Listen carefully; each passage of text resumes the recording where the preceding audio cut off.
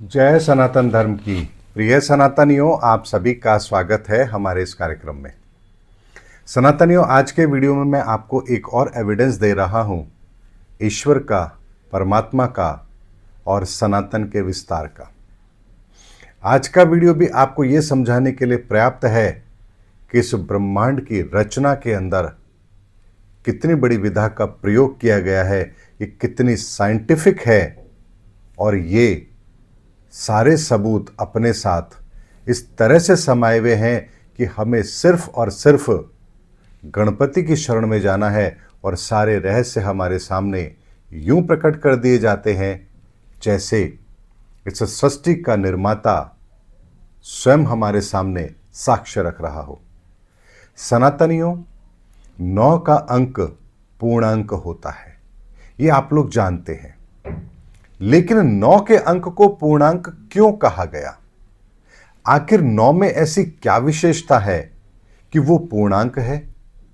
मैंने आपको अपने कई वीडियो में बताया भी है कि सिंगल डिजिट 9 होते हैं। ये यूं ही नहीं है, ये ब्रह्मांड की रचना का, आयाम का विस्तार रिप्रेजेंट करते हैं।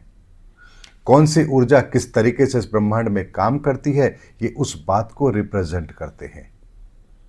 ऐसे में शून्य एक वो अवस्था होती है जो अपने अंदर सारी ऊर्जाओं को समाहित किए हुए होती है और उसी शून्य से सारी ऊर्जाओं का निर्माण होता है।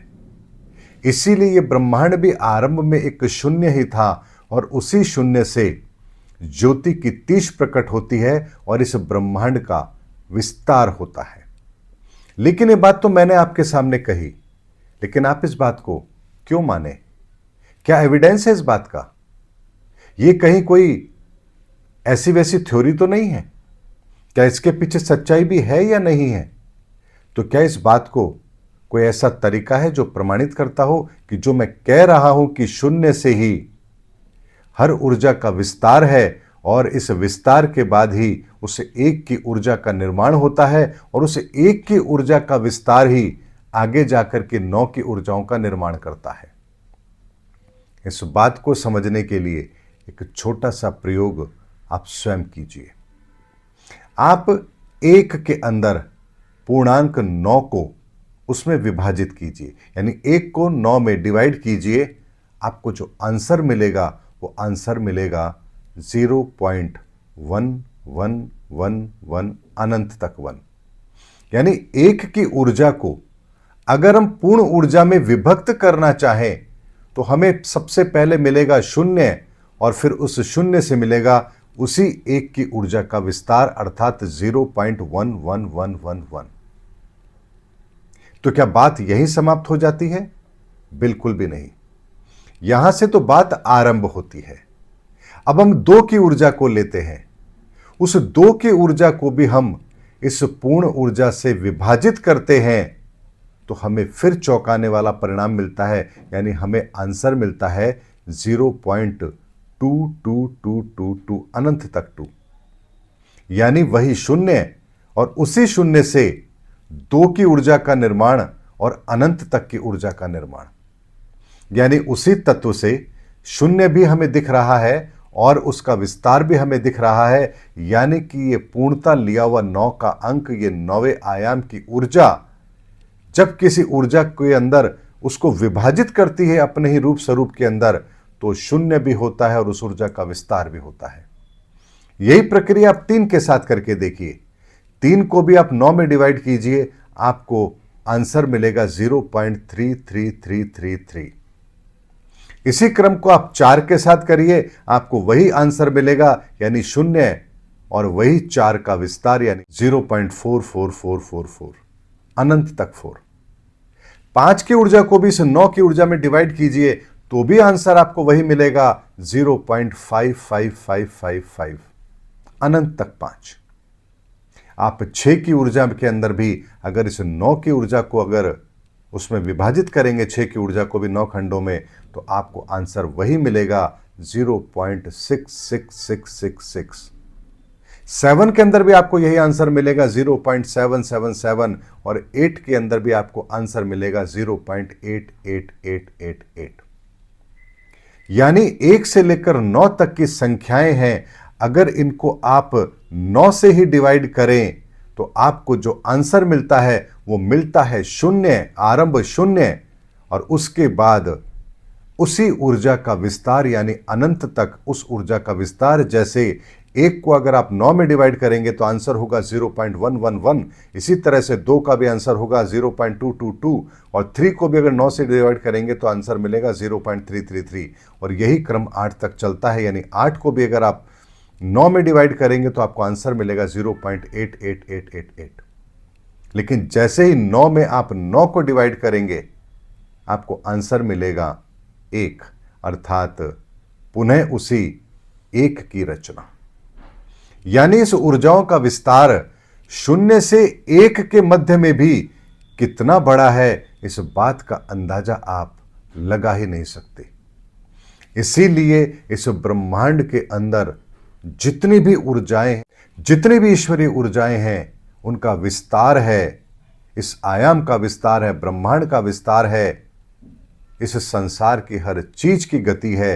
ये सब इतनी साइंटिफिक है और इस तरह से इसका निर्माण हुआ है कि इस निर्माण प्रक्रिया को समझना हम मनुष्य के बस की बात ही नहीं है।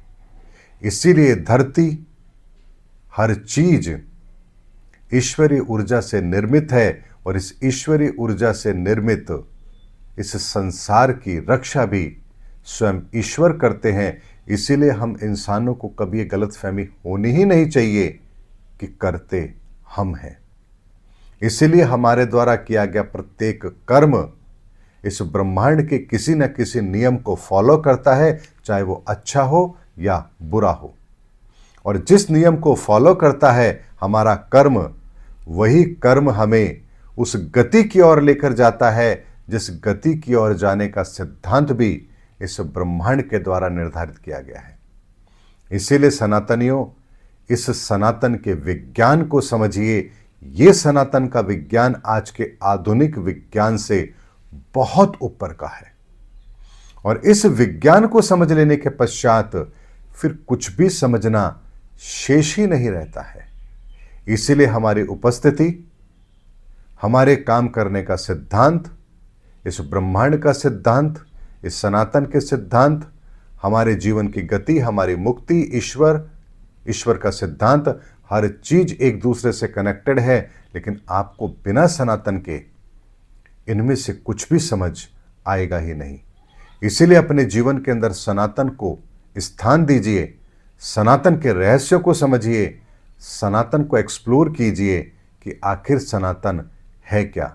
सनातन कोई छोटी चीज नहीं है, सनातन वो है जो हमारे इस छोटी बुद्धि के अंदर समा ही नहीं सकता है। इसीलिए सनातन की शरणागति होकर सनातन धर्म के अनुसार फिर सनातन को समझिए।